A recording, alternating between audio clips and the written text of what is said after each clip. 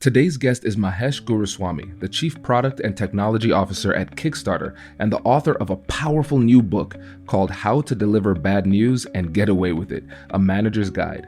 And this is a no-nonsense exploration of leadership, authenticity, and mastering tough conversations. Mahesh's story is the definition of courage and perspective.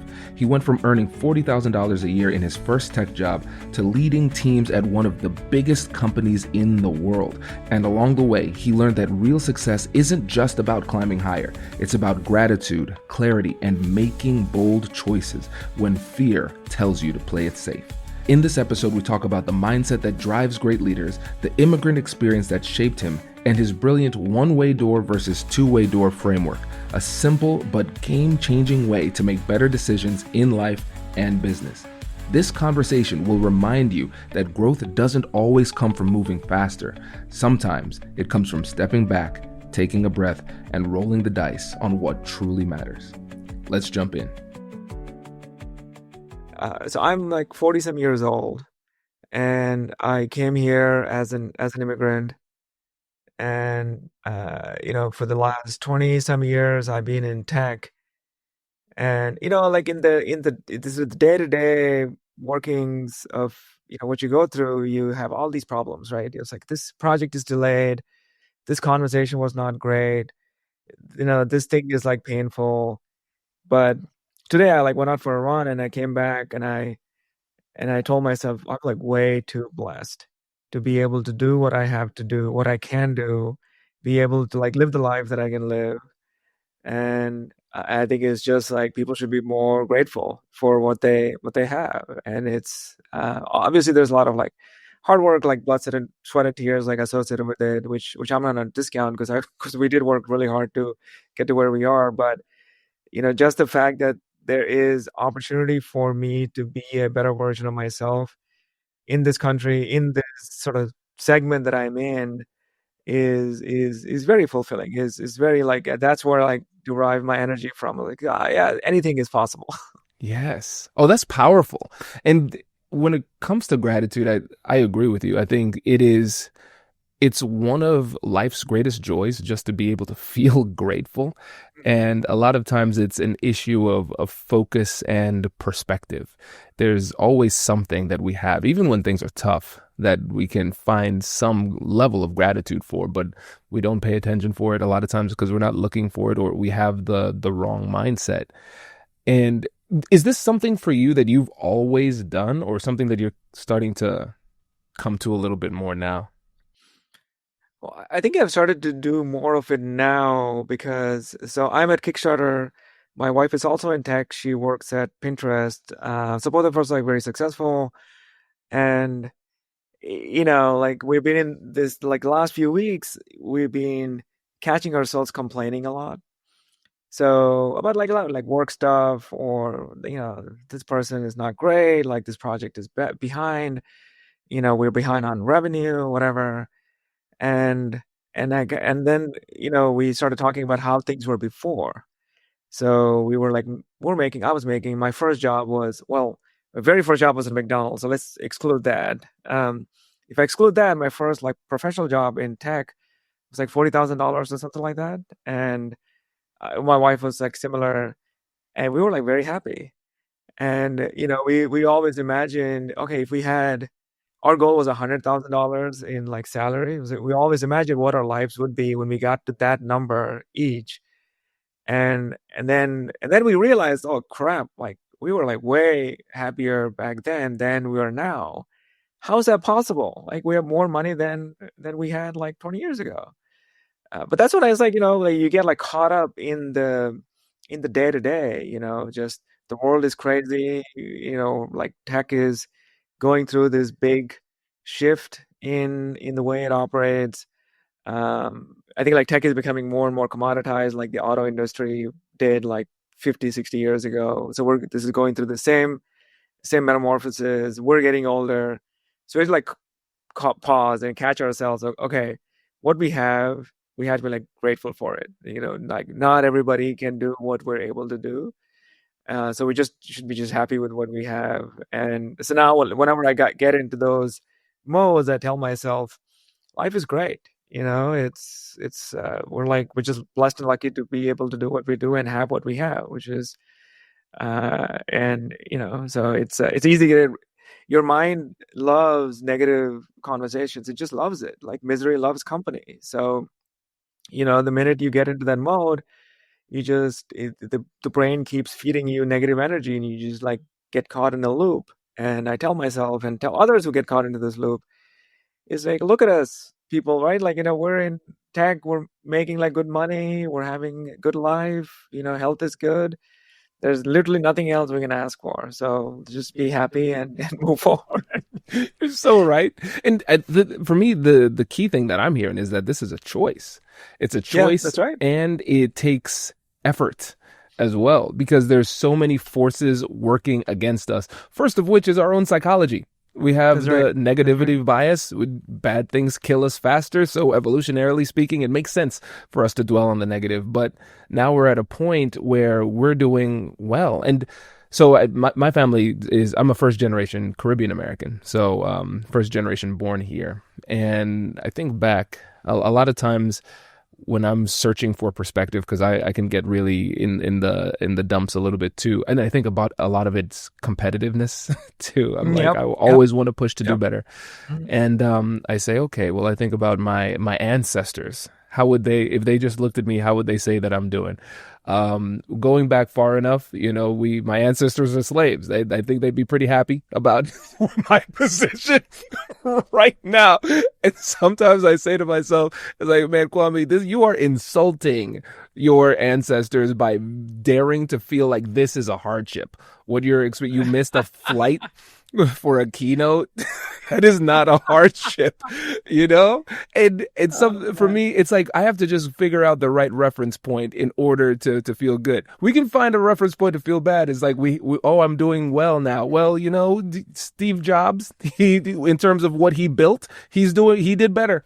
Jeff Bezos, in terms of what he accumulated in terms of wealth, he's doing better. But in terms Right. of what I used to have with my wife, like our dates when we first got married, we would call them Kroger dates.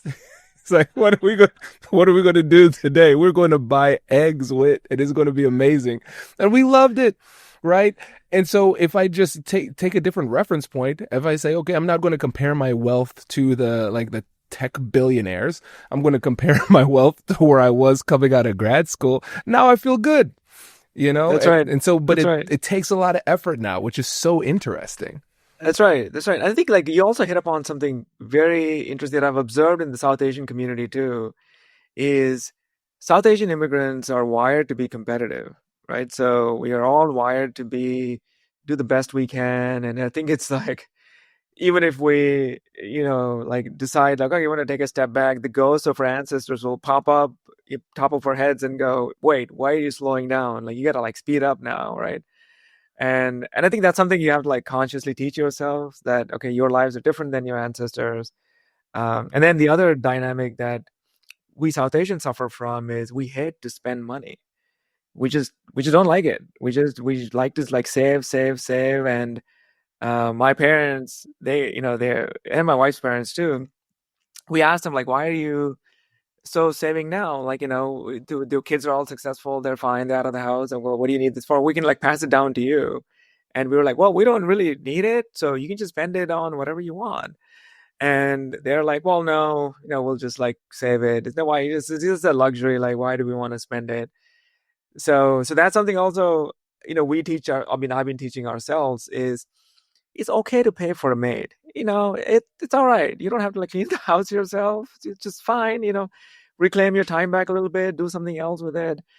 But it's to your point, it's a choice. You have to like consciously make that choice. It is so amazing, not amazing. It's like kind of sad for me to see all these like successful people so like disappointed with life. It's like, how is that possible? Right? It's just not, so I thought we'll be in a golden age where everybody's like happy and there's a disposable income everywhere.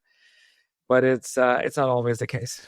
Well, you think about it. It's really interesting. Like, because to your point, we have some people who are doing exceptionally well who are Hmm. emotionally and psychologically struggling, That's right. and there's such That's a right. discrepancy between what they like their stat sheet says in terms of accomplishments and how they're actually feeling. And I remember one of the one of the things, just giving more historical context too. I was saying to myself, okay. Imagine being the richest person in the world in the year 1900. Would you take that? Probably not. That's not a great, not a great existence.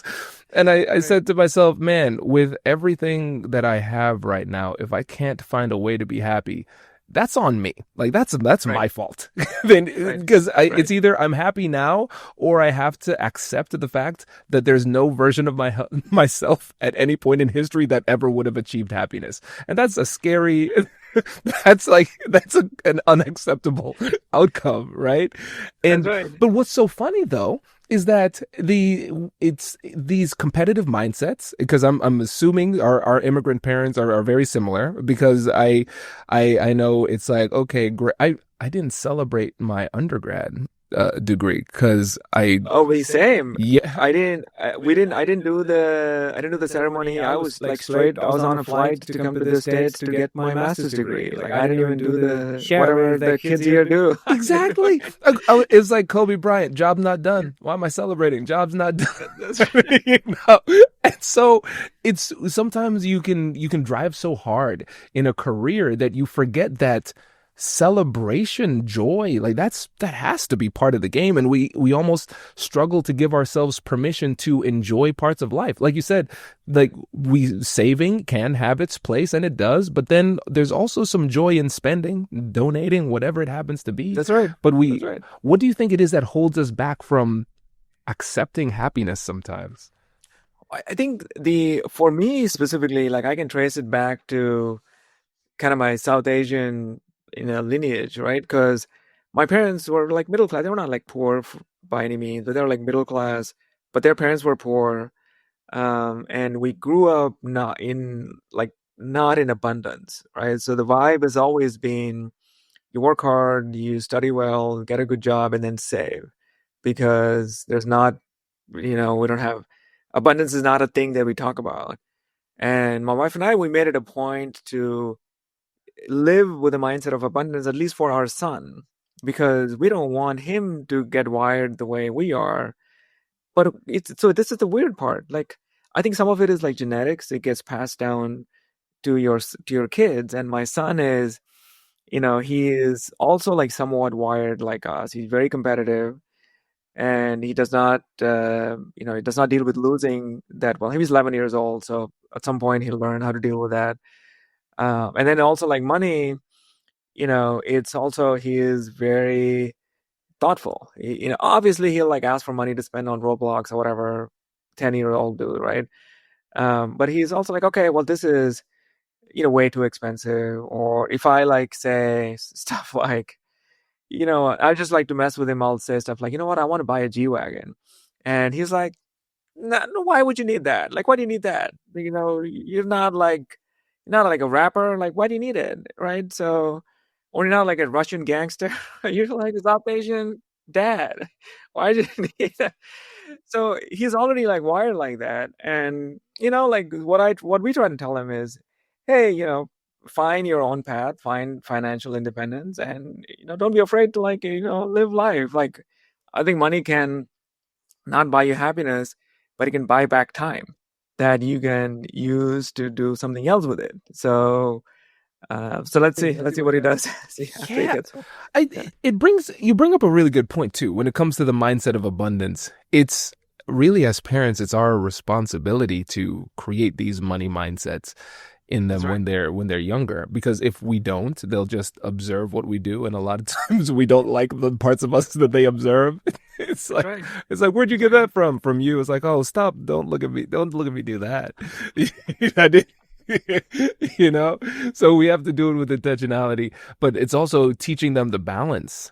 And one thing I started doing with my son is telling him a bit more about the business, but Hmm. not just the wins, but also the things that don't go well, right? Of course, Because it's of like, course. okay, hey, this did not go well. This deal didn't work out. As a result, we have to make this change, or I have to be on the road a little bit more, whatever it happens to be. But explaining him and explaining to him why you make these decisions, because I don't want him to be afraid of these decisions. And Oh, of course. I know I don't know about you. I'd be interested to hear your perspective on this, but the weight of decision making, the guilt and shame associated with certain decisions that you might have to make, just the heaviness of it. You might not even need to engage in a particular activity when it comes to executing upon the decision, but the decision itself can be so exhausting sometimes when you're at upper levels of business. How, for you, how have you managed that yourself, and have you communicated any of that to your kids? So for me, so there are a few things in business itself. I categorize decisions into two buckets. One is, is this a one-way door or is this a two-way door? So a one-way door decision is you walk through the door, it's going to be very hard to walk back out because unwinding the decision is going to be expensive, like you're changing the name of a company or changing the brand of your company or investing like in a brand new team in like a new geolocation or whatever. What I realize is most decisions in business and maybe in life are two-way doors. You walk through it, things don't work out, you walk back out, right? And somebody asked me this, this is my first time CTO at a company, and I like to like mess with people on my first day. If people don't know me, so I run into them in the hallways, and somebody will ask me, "Hey, what do you do?" And I was like, "Oh, I'm in engineering." And so it's like, "Which team?" I mean, I'm like go everywhere, like wherever I'm needed. And then like specifically, what is your job? And I thought about it for a second. What does an executive do? And in the moment, I gave him some non-answer. But now I've come to the conclusion that the biggest job of an executive is to underwrite decisions. So whatever decisions your team is making, you underwrite that risk associated with that decision. And if it's a two-way door decision, I just roll the dice, right? It's okay, it's fine. Just roll the dice, see what happens. If we win, we win. Otherwise, we learn and move on. But if it's a one-way door decision, then I really pay attention to, okay, do we have all the facts? Do we have all the data? And can we confidently make the decision? And even in those moments, I would say, if this fails, it's on me. So nobody feels pressure to own that decision because in the end, um, if my team made a call, is my call in the end. So, but I think when it comes to my son, I encourage him to like roll the dice, right, and see what comes out of it. He was very much against playing flag football because he's like, I'm not as fast as the other kids, and I'm not like strong. So, but the school that he goes to encourages the kids to sort of cycle through all the major sports to see what sticks. And so I was like, okay. I was like, okay, you're first of all, he also does jujitsu. So I was like, okay, clearly he's not like you're not strong. So you're strong, maybe not fast, but not every not every wide receiver is the fastest, right? Like, everybody has like different skills. So then he auditioned for it, not auditioned. He went to the tryouts and he had a lot of fun. So I was like, okay, see, you should try it out and see what happens. And then conversely, when he fails on something, then as I said, he takes like failure really, really hard. And I think part of it is subconscious like pressure coming from me and the mom, right? Because he's looking at us and going like, this guy is a executive. This mom is like a really senior manager at a really big company, and so it's like, okay, it's okay. You tried and you didn't get what you wanted, and it's okay. You learn from it and then you move on. I keep pointing out to him that I was not a good student. So I was an average student growing up through and through, like through engineering, through my graduate degree. Mom is the opposite. Mom is like valedictorian through and through. So I was like, I see, I turned out okay, So it's not like you have to like have all the answers. You have to win every challenge. You just do your best, and whatever happens, happens. So Yes. And first of all, it seems like we're married to the same person. Cause that's the same thing with Whitney.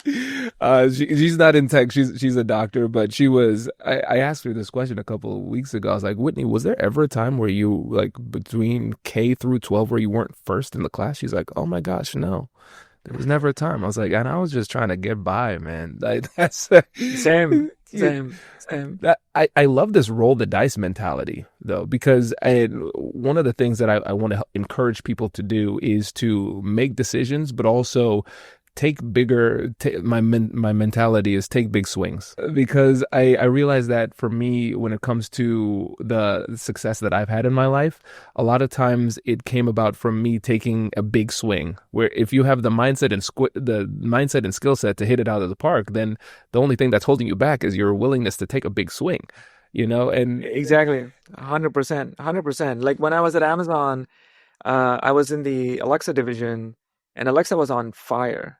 Everybody loved the device. I mean, it's kind of sad what has happened to it since then, but back then it was on fire. We were like firing on all cylinders. I was in a really good team, running one of the most critical teams in Alexa, and I decided to leave Alexa to go work for Smartsheet, which is a sort of a project management company, but the opportunity there was to go build and run a site from scratch. They're like, we want to expand in Boston. You'll be hire number one.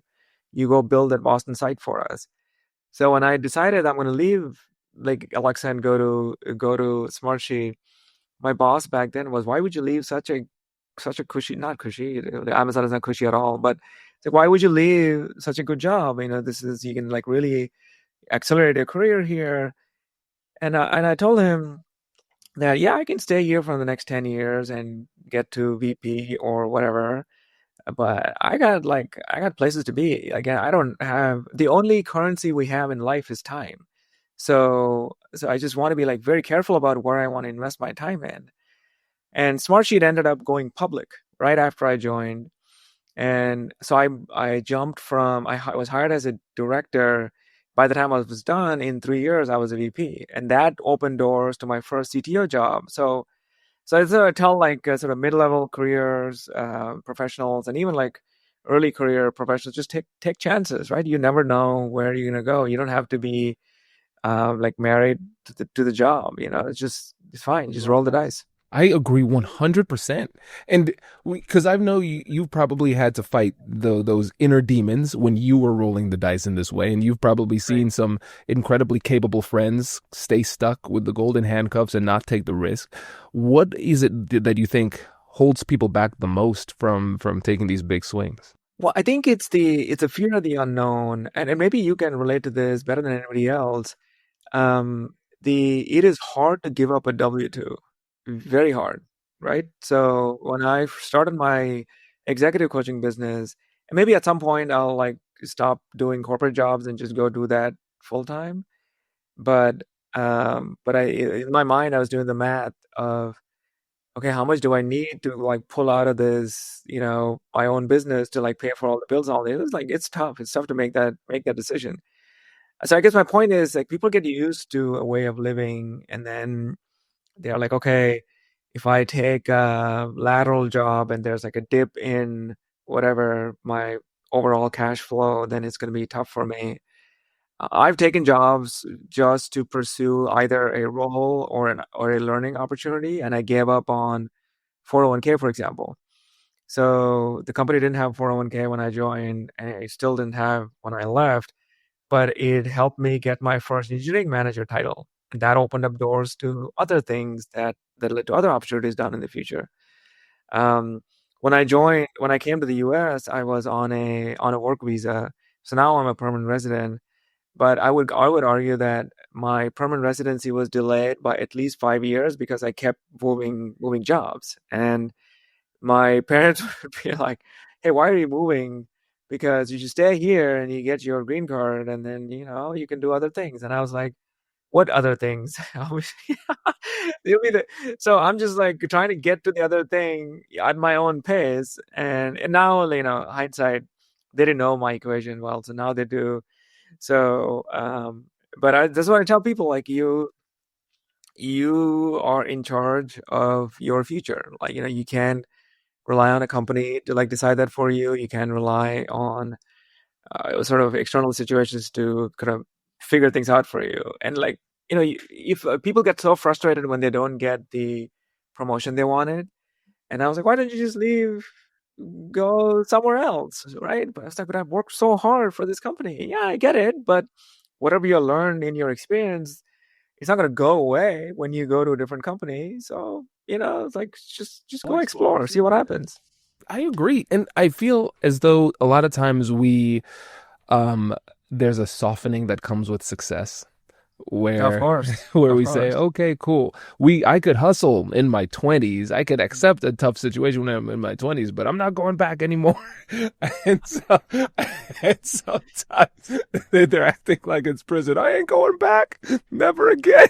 It's like, hey, we're just saying downsize for a couple of years. It's not that bad, but it can be really scary when you put on those golden handcuffs and you've invested a lot. And I mean, we could use fancy psychological terms, and it's sunk cost fallacy, That's right. and the fear of change, all of these things. But really, it comes down to being human, and then recognizing that sometimes we have to find ways to overcome that base level psychology, to take risks, to become the fully actualized version of ourselves. Because That's right. one of the things that seems to be shining through in what you do is that, and tell me if I'm off, but it seems like authenticity and curiosity are important to you. And so you want to do things your way, but also figure out what else could be out there, what skills could be acquired, but what other experiences could be acquired.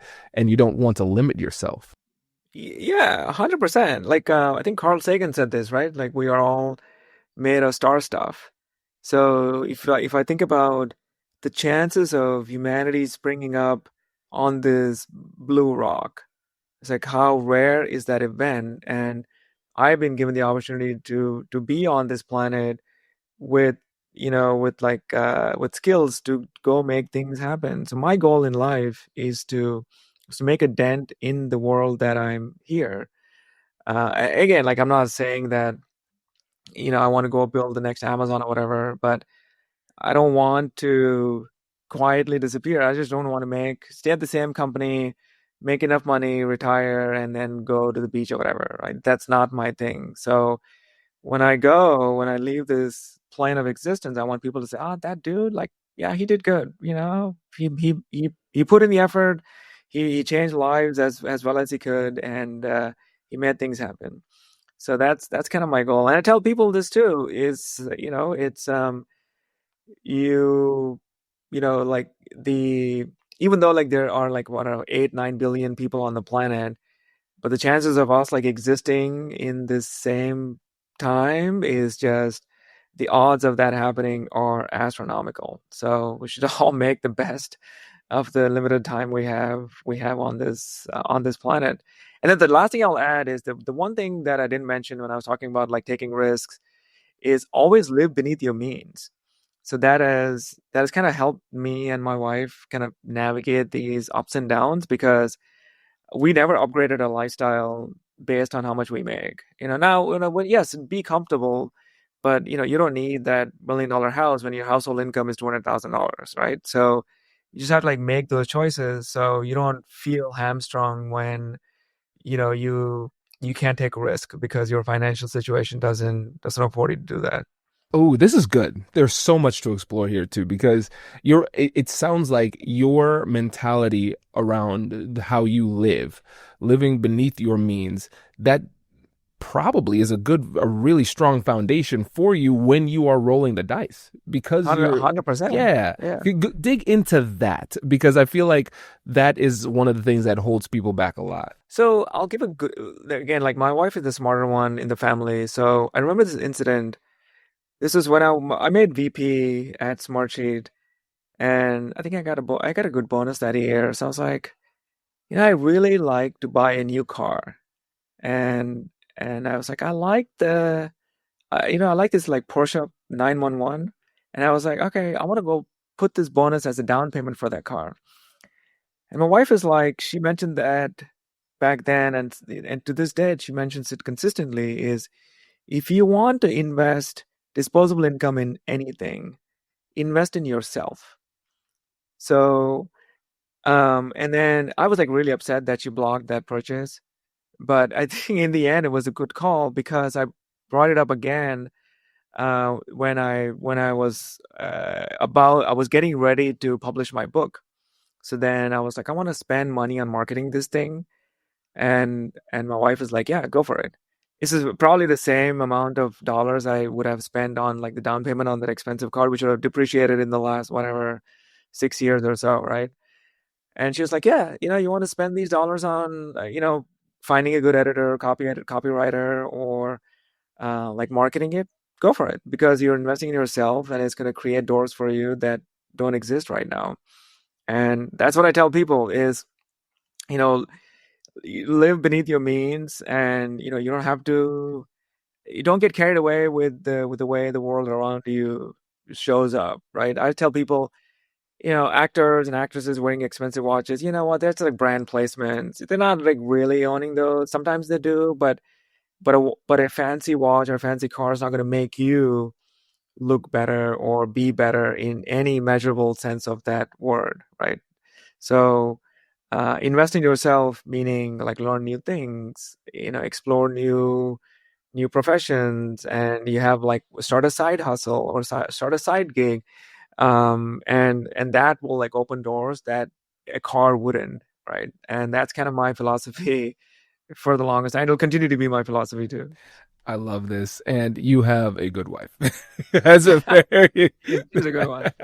and I think also too, there's power in partnership. Mm-hmm, 100%. Finding the right partner can really make or break. I was going to say break a career. I mean, a life. It really, Yeah. that's key.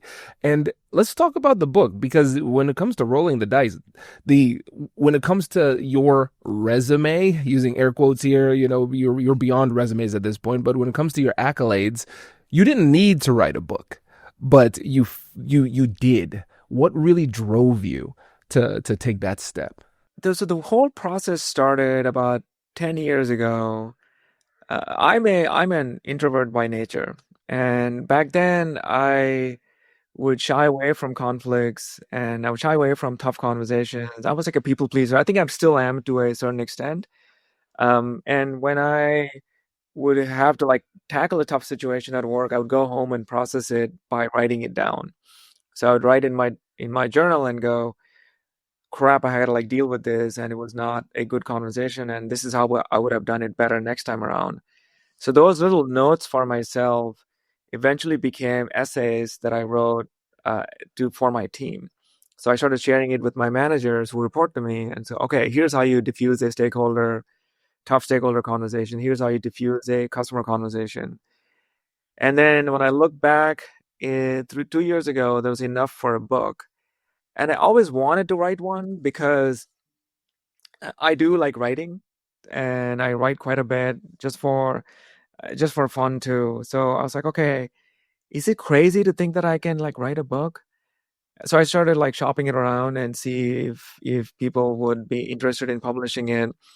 I ended up not taking the traditional publishing route because that felt like a black hole of bureaucracy and giving up your rights. So I went with a hybrid publisher where I get to like retain my rights to the book, but I end up like paying for certain things like marketing and whatnot.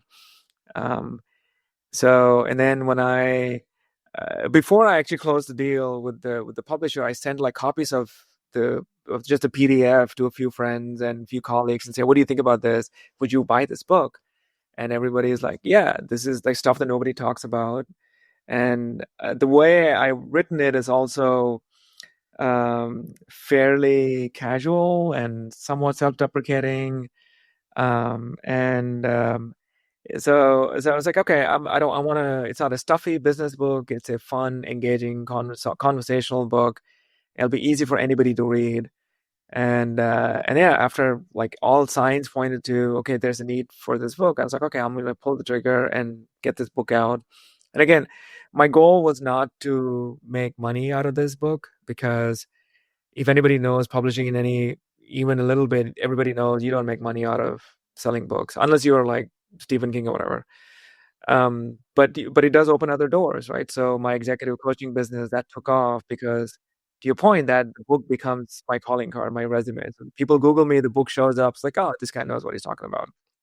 And that became a conversation starter, and that started sort of helped me just like formally start my side business. And it all kind of the talks that I gave about this book in like universities and in companies, the feedback is always very positive. So I was like, okay, it's not a terrible. There's one 3-star review, and I do want to go find that person. I'm just curious, like, what did you not find good about the book? I'm not like to get them to like turn their review, but I'm curious on what like they didn't like, because everything else is like a 5-star review. That's good. So anyway, that's kind of the backstory. Yeah, listen, you are officially an author because you know all your reviews. It's like you ignore the 5 stars. It's like, who are you, sir? Like, what was that? Yes. Oh gosh. I feel you. And I love this. And the content it's so important. The topic is so important. And if you were to go back, let's say to the early parts of your career, let's say going back to your time at Amazon, if you could have given yourself this book at that stage in your career, what do you think would have changed? The single biggest thing that would have changed is I wouldn't delay tough conversations. So there's a part of my brain that goes, "Oh, you have to have this tough conversation with this person, but today's like a Friday, tomorrow's a Saturday, it's a weekend. Just have the conversation on Monday." But now I know that the longer you sit on it, the harder it'll become for you to deliver that message. And over time, the content also dissipates from your brain, right? So now I don't like delay conflicts. Not that I relish like dealing with conflict, but it's like, okay, I have to deal with this. I'm going to deal with it today. Like, I'm not going to delay it. Like, that is the biggest thing that I would have learned if I like got read my book from like 6 years later. Yep. Oh, that's powerful. And I agree. It's for so many reasons. I think fear feeds on time. So the more you wait, the scarier the conversation becomes. Right. And then also the more awkward it becomes, because the person will most likely say, why didn't you bring this up weeks ago when it was actually relevant? And when it comes to this, because this is something we can understand on a cognitive, intellectual level, we could say, okay, I can see how putting time between this makes it more difficult for me to perform, even just from a memory perspective. Like you said, we will start to forget important details. But emotionally, our emotions can understand all of that and then just say, you know what, still, I feel scared, so I'm not going to do it. So what was it for you that allowed yourself to not just accept the intellectual reality that we should have the conversations, but overcome it emotionally so you can actually do it? There's this moment in time, this is back at Smartsheet, where I think I learned a lot of these tough lessons of leadership back at Smartsheet. I had to like let go of a really senior person who reported to me, and everybody loved them. I loved them too, but there's always, you kind of mature out of the company at some point. So I had to like let them go. And a week after, I was talking to my CEO back then, and I was like, Mark, he was asking me, how do you feel about it? And I was like, this is very tough. They were a really good employee, a really good leader, but it was the right move, but it was emotionally very tough. So Mark said, this is the cost of leadership. And if you don't feel bad after these conversations, and if you don't feel like part of your soul has died, something is wrong with you. So it's okay to feel bad. And it's okay to feel like a normal person. You don't have to convince yourself that you're some sort of sociopath who relishes, dishing out like tough feedback to people. And that changed the perspective for me, because then I went, okay, I have to do the right thing for the business, which is having this conversation. But it's okay to feel bad. It's okay to feel bad about the human cost of your decisions. And as long as the decision was fair and just and done for the right reasons for the company and for the team, I'm okay with that. Yeah. Oh, that's powerful. I think that's something that people really struggle with. It's just the reality that all decisions, even good decisions, come with collateral damage. There's going to be some negative associated with the positivity of the decision or the rightness of the decision. And I think it's really empowering to just recognize that you feeling that weight is not an indication of the fact that you're not ready for leadership. It's an indication that you have still been able to retain your humanity as a leader, which is even more impressive. That's right. That's right. Because that That's can right. be it can be really heavy, really heavy. I remember every time I had to let somebody go, I felt like I murdered somebody. I felt Me too. I felt horrible, but Me too. Me too. I stand by the decisions, but it doesn't make it any easier to make those decisions. That's right. Yeah. Oh, this is great. And let me make sure I get Simone in here, because we're coming up on time. I got the time up in the right hand corner of my screen, so I can actually see it now. Simone, what are your thoughts? What's coming to mind? This question is for both of you because you've been in the same process. I'm a newcomer.